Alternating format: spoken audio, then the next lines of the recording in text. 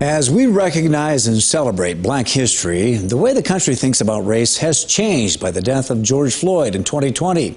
Last May, Sioux Falls saw its own big demonstration for Floyd. In tonight's Eye on KELOLAND, Dan Santella looks at the lessons from that day and talked with two people who spoke at the march. Laura Chandler and Julian Baudouin each spoke at the march. I think Sioux Falls is forever changed by what happened that day. I don't think that you bring together 5,000 people to march through the streets of downtown Sioux Falls and it not impact the community. Some impact, of course, is internal. You know, I think what's important about it is that the work, it doesn't stay in the streets, right? Like it begins there, but then you move into self-reflection and action. And I've seen that taking place a lot here in Sioux Falls. There's been more curiosity. Baudouin, a law enforcement officer, brings up recent developments in Pierre when asked about improvements. We tried to create some legislative change around natural hair for Black people and people of color. And then also create some legislative change around the holiday of Juneteenth, which is the Black Freedom Day. It's the day that we celebrate our freedom from slavery. And there was a huge fight against both of those bills. Senate Bill 89, which would have given Juneteenth the distinction of being a state holiday, and Senate Bill 90, which addressed hair and racial discrimination, were both killed. Still, Baudouin is looking forward.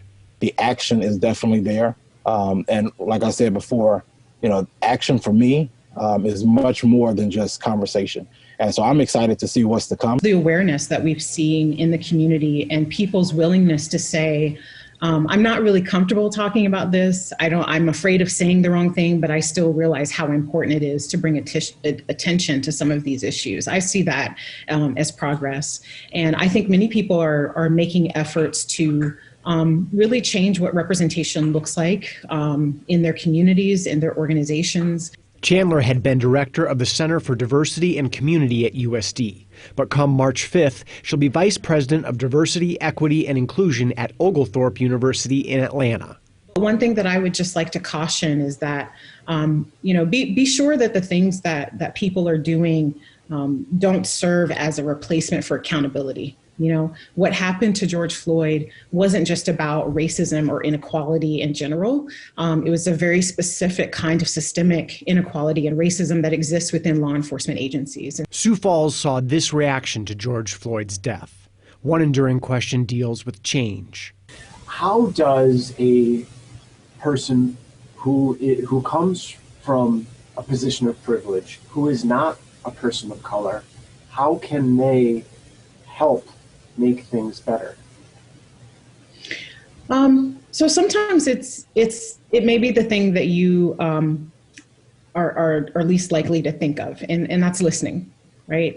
You know, when you're aware of a problem or issue, or you just become aware of that problem or issue, you want to immediately take action and get involved.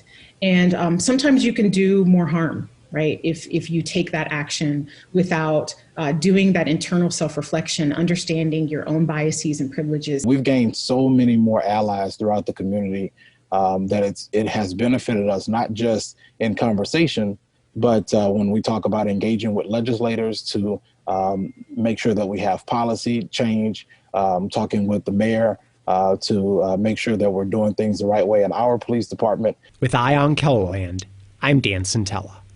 Now, from the march to continuing the conversation on race, this Sunday we are airing a special Inside KELOLAND honoring Black history. You'll hear personal stories from people living right here in KELOLAND. It'll air first in western South Dakota on the CW, the Black Hills, at 11:30 a.m., and then you can watch it right here on KELO TV after our late local news. We'll be right back with a final look at your weekend forecast.